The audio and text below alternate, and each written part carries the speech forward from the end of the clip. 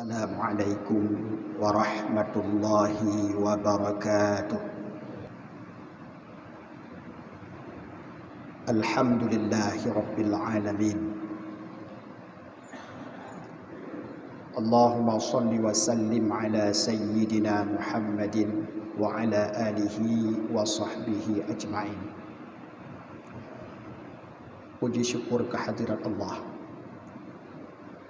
Salawat dan salam mari sama-sama senantiasa kita sampaikan ke pangkuan alam Nabi besar Muhammad sallallahu alaihi wasallam dan kepada keluarga dan sahabat beliau sekalian. Imam Syekh masjid yang tuan muliakan, panitia masjid, remaja masjid, gure-gure dekudungku kaum muslimin jamaah Jumat yang dirahmati Allah Subhanahu wa taala.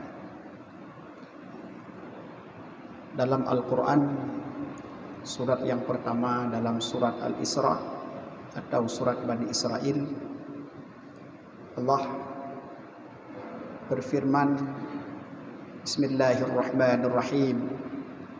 Subhanalladzi asra bi'abdihi laylan minal masjidil haram ilal masjidil aqsa alladzi barakna hawlahu linuriyahu min ayatina innahu huwas sami'ul basir. Artinya, Maha suci Allah yang telah memperjalankan hambanya pada waktu malam dari Masjidil Haram menuju ke Masjidil Aqsa untuk kami perlihatkan kepadanya beberapa tanda kebesaran kami. Innahu huwas sami'ul basir. Sesungguhnya Allah yang memperjalankan hambanya itu, huwas sami' adalah zat yang maha mendengar, al-basir lagi zat yang maha melihat. Tuku-tuku kaum muslimin jamaah Jumat yang dirahmati Allah, adalah Isra dan Mi'raj Rasulullah yang lazimnya diperingati oleh umat Islam pada bulan Rajab, adalah sebuah mukjizat besar yang Allah berikan kepada Nabi terakhir, yaitu Nabi Muhammad sallallahu alaihi wasallam. Mukjizat yang tidak pernah Allah berikan kepada nabi-nabi yang lain. Bahkan perjalanan jauh tersebut melampaui batas-batas perjalanan para malaikat, sehingga Mi'raj Rasulullah sallallahu alaihi wasallam disebutkan oleh para ulama mencapai kepada sebuah tempat yang tidak pernah diketahui oleh siapapun selain daripada Rasulullah sallallahu alaihi wasallam. Malaikat jin tidak pernah melihat dan menyentuh tempat tersebut, tapi Rasulullah dalam waktu sekejap telah datang dan berjumpa dengan Allah Subhanahu wa taala.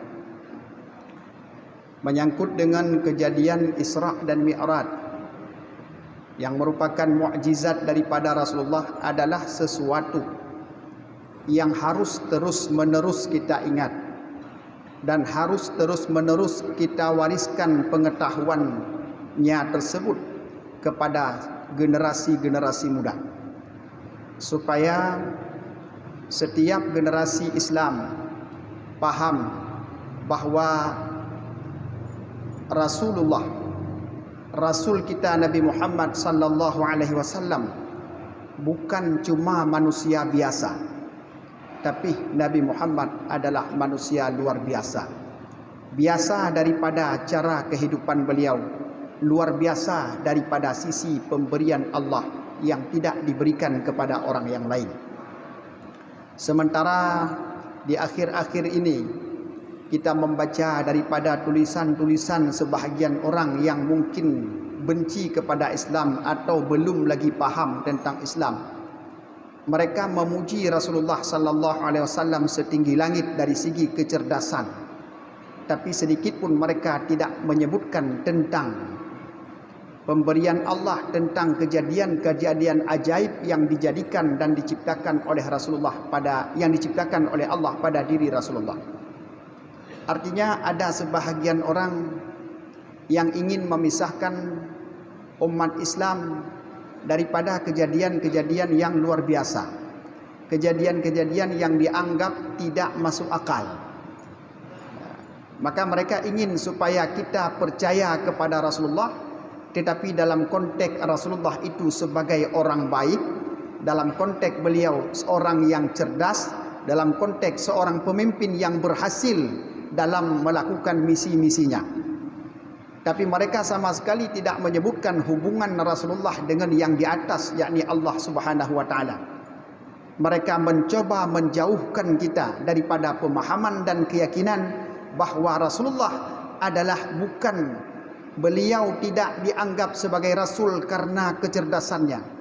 Beliau bukan menjadi rasul karena keberhasilannya. Beliau menjadi rasul karena ada unsur yang datang daripada Allah Subhanahu wa taala. Inilah unsur utama sebenarnya yang wajib terus-menerus kita berikan kepada generasi-generasi selanjutnya supaya mereka paham Rasul bukan manusia cerdas biasa. Tunggu-tunggu kaum muslimin jamaah Jumat yang dirahmati Allah, maka dari keinginan menjauhkan Rasulullah daripada hal-hal gaib, daripada keinginan manusia untuk menjauhkan Rasulullah daripada hubungannya dengan Allah dan pembuktian Allah atas kerasulan Nabi Muhammad sallallahu alaihi wasallam, maka timbullah pemahaman sebahagian dan segolongan manusia yang mengatakan bahawa Mi'raj sebenarnya tidak ada. Padahal Isra dan Mi'raj itu adalah fakta, karena Isra dengan jelas disebutkan oleh Allah dalam surat Al-Isra ayat pertama, Subhanalladzi asra, jelas. Adapun Mi'raj memang tidak diceritakan oleh Allah dalam surat Al-Isra, tetapi dalam hadis Bukhari dan Muslim dengan jelas menyebutkan bahawa Rasulullah sallallahu alaihi wasallam dimi'rajkan oleh Allah sampai ke Sidratil Muntaha. Maka dua rangkaian kegiatan dan kejadian tersebut tidak bisa dipisahkan. Tapi Al-Quran lebih menampakkan tentang Isra, karena proses Isra yang terjadi, perjalanan Rasulullah dari Masjidil Haram ke Masjidil Aqsa mempunyai beberapa filosofi dan peringatan penting bagi umat manusia secara umum.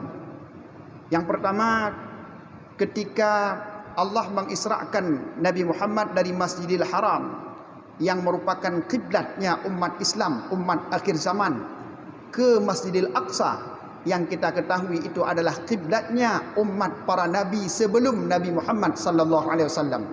Tidak ada nabi kecuali seluruh nabi dan umatnya sebelum Rasulullah menghadap ke Baitul Maqdis sebagai kiblat umat pada masa itu. Jadi ketika Rasulullah diisrakan dari Masjidil Haram menuju ke Masjidil Aqsa, di mana Allah ingin menegaskan kepada kita semua bahawa tidak ada perbedaan agama yang Allah berikan kepada nabi-nabi terdahulu dengan agama yang Allah berikan kepada Nabi Muhammad sallallahu alaihi wasallam. Ini masih satu kesatuan, bahkan ini adalah penyempurnaan daripada ajaran-ajaran nabi terdahulu.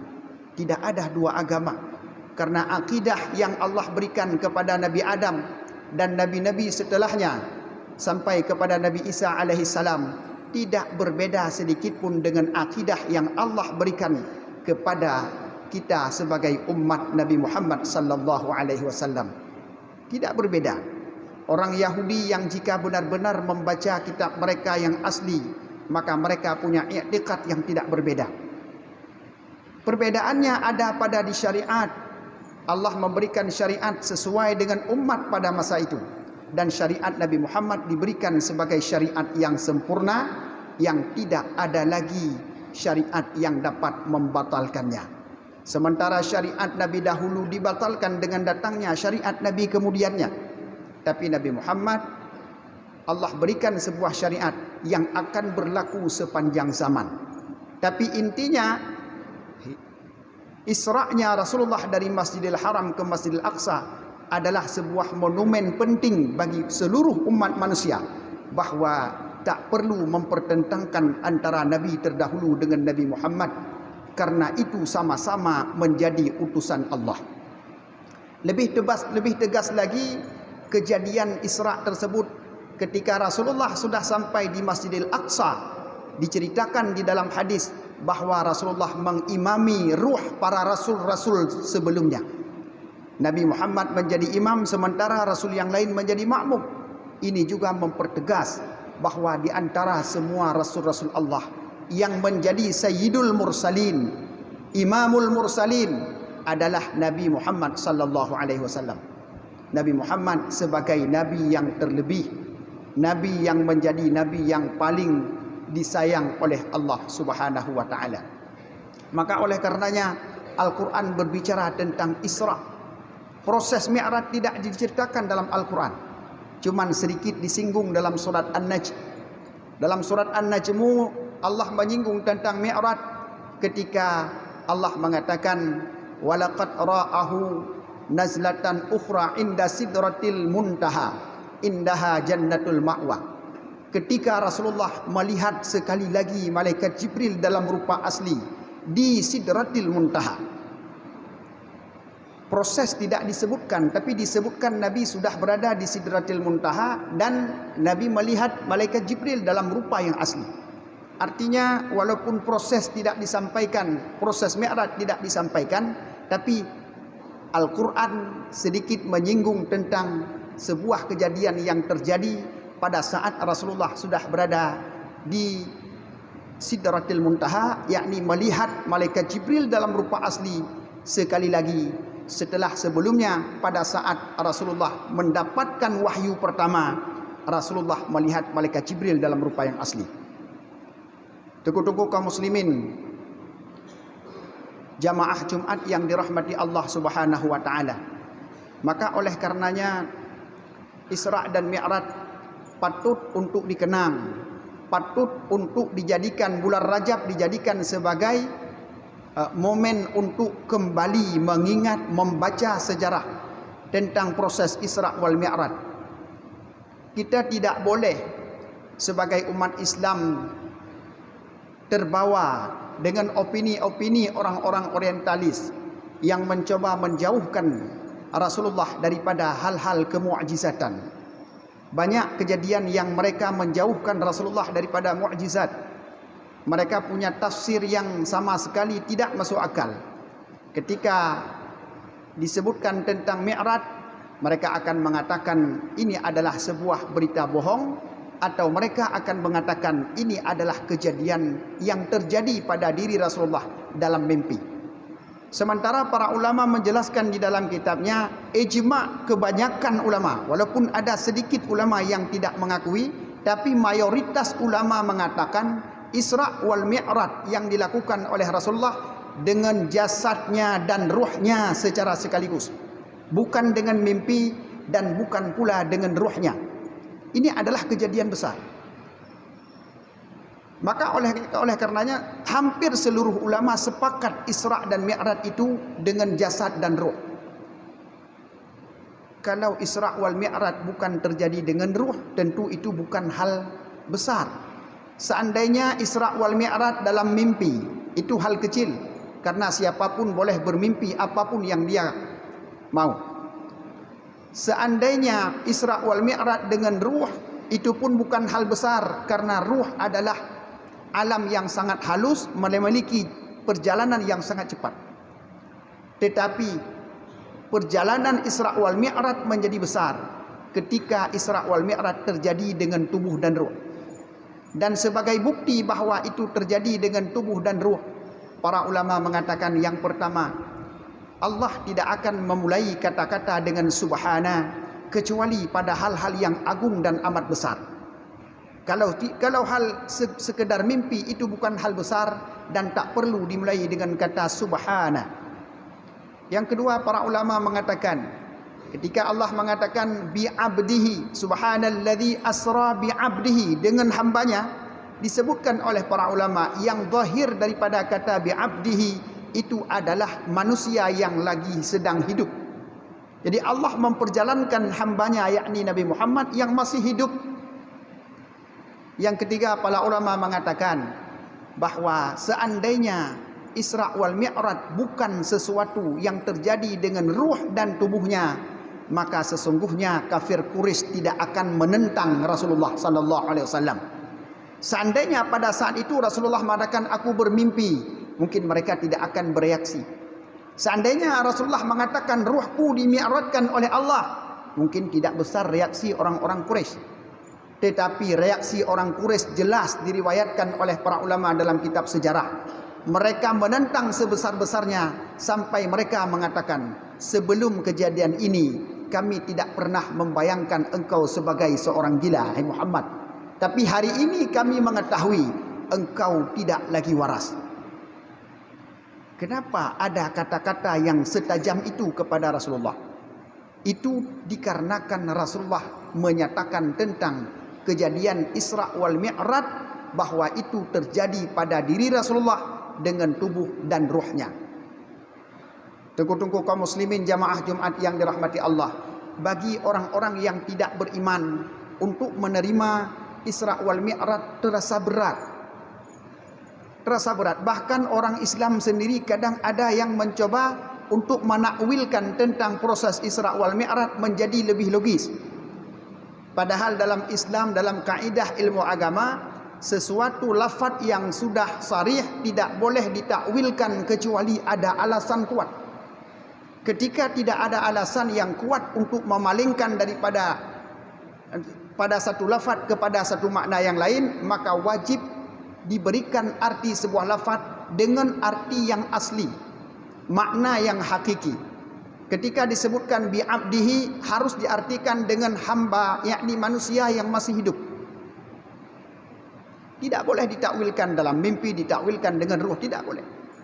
Tapi upaya penakwilan tersebut sebenarnya terjadi karena mereka susah untuk menalar bagaimana Rasulullah bisa berjalan dalam jarak yang sangat jauh, menempuh waktu yang sangat singkat. Berat. Tapi bagi kita umat Islam sama sekali tidak keberatan. Sama sekali tidak merasa susah untuk menerima kebenaran Isra wal Mi'raj Rasulullah sallallahu alaihi wasallam. Kenapa? Karena bagi kita umat Islam, Isra wal Mi'raj bukan perjalanan Rasulullah, tapi itu adalah perjalanan dengan menggunakan kudrah Allah. Apa yang menyebabkan kita susah untuk menerima proses Isra Mi'raj jika itu kerja Allah? Tidak mungkin melakukan perjalanan terlalu jauh. Bayangkan saja, jika kita sekedar Isra wal Mi'raj sudah mulai susah untuk menerimanya dengan berbagai macam alasan-alasan akal-akalan, maka bayangkan jika ini berat untuk diterima, bagaimana dengan penciptaan alam semesta? Alam semesta pada dasarnya tidak ada. Kemudian Allah menciptakannya dari tiada menjadi ada dan begitu sempurna. Apakah kita akan menerima itu kerja Allah atau tidak? Maka hampir dapat dipastikan orang yang keberatan dengan Isra wal Mi'raj Rasulullah karena tidak logis, maka penciptaan alam semesta akan jauh lebih tidak logis. Maka upaya orang kafir menjauhkan Rasulullah daripada kejadian-kejadian luar biasa, daripada mukjizat-mukjizat yang diberikan oleh Allah, sebenarnya berujung kepada pengingkaran terhadap keberadaan Allah dan pengingkaran terhadap Allah yang menciptakan alam semesta. Ini sebenarnya yang ingin disampaikan dan ingin diukir oleh orang-orang yang musuh Islam ke dalam hati generasi-generasi muda. Sehingga kita telah mendengar dalam berbagai macam acara, dalam berbagai macam kegiatan, sebahagian dai-dai Islam ada yang mencoba menolak mukjizat dan keajaiban pada Rasulullah dari sejak beliau lahir sampai beliau wafat. Ada di antara ustaz yang mengatakan bahawa Rasulullah lahir tidak ada cahaya yang menerangi bumi. Karena itu tidak logis dan susah dinalar. Jadi lahir Rasulullah biasa saja. Mencoba menolak kejadian-kejadian yang ajaib pada diri Rasulullah. Padahal dari sejak Rasulullah dalam kandungan sudah ada keajaiban tentang Rasulullah. Tuku-tuku kaum muslimin jamaah Jumat yang dirahmati Allah Subhanahu wa taala, tidak dilakukan hal tersebut kecuali berdasarkan kebodohan atau berdasarkan sebuah i'tikad yang tidak baik terhadap Islam. Kita sebagai umat Islam dengan mudah dapat menerima Isra dan Mi'raj, sebagaimana kita umat Islam begitu mudah menerima penciptaan alam semesta oleh Allah Subhanahu wa taala. Kenapa? Allah adalah zat yang maha sempurna, yang segala sesuatu mampu dilakukan oleh Allah. Dan inilah yang terus menerus harus kita bicarakan, kita sampaikan kepada generasi selanjutnya, supaya umat Islam terus berpegang kepada sebuah keyakinan bahawa Nabi Muhammad bukan menjadi rasul karena kecerdasannya, bukan menjadi rasul karena kealimannya, bukan menjadi rasul karena beliau sebagai seorang pemimpin yang telah berhasil menaklukkan jazirah Arab. Tetapi beliau menjadi rasul dikarenakan Allah Subhanahu wa taala mengangkatnya menjadi rasul dan memberikan bukti-bukti nyata bahawa beliau adalah utusan Allah dengan diberikan berbagai macam mukjizat kepadanya, termasuk Isra wal Mi'raj. Demikian yang dapat saya sampaikan. Mohon maaf atas segala kekurangan. Kita masuki dalam rukun doa al-khutbah. Alhamdulillahi rabbil alamin wal aqibatu lil muttaqin wala udwana illa 'alal zalimin. Asyhadu an la ilaha illallah wahdahu la syarikalah wa asyhadu anna sayyidana Muhammadan 'abduhu wa rasuluh. Allahumma salli wa sallim ala sayyidina Muhammad wa ala alihi wa sahbihi ajma'in. Amma ba'du, fa ya ibadallah ittaqullaha haqqa tuqatih wa la tamutunna illa wa antum muslimun. A'udzu billahi minasy syaithanir rajim. Bismillahirrahmanirrahim. Subhanalladzi asra bi'abdihi laylan minal masjidil haram ilal masjidil aqsa alladzi barakna hawlahu linuriyahu min ayatina innahu huwas sami'ul basir. Barakallahu li wa lakum fil Qur'anil azim wa nafa'ani wa iyyakum bima fihi minal ayati wa dzikril hakim wa taqabbala minni wa minkum tilawatahu innahu huwas sami'ul basir.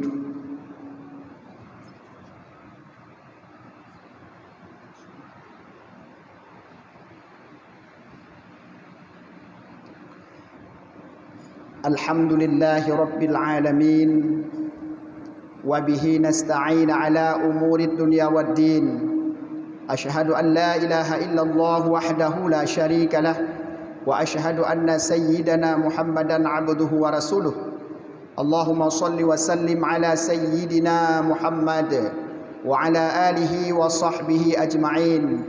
Amma ba'du, fa ya ibadallah usikum wa nafsi bitaqwallah la'allakum turhamun. Bismillahirrahmanirrahim.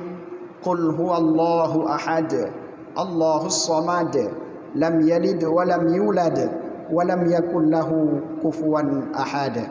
اللهم اغفر لنا وللمسلمين والمسلمات والمؤمنين والمؤمنات الأحياء منهم والأموات. ربنا آتنا في الدنيا حسنة وفي الآخرة حسنة وقنا عذاب النار ولذكر الله أكبر.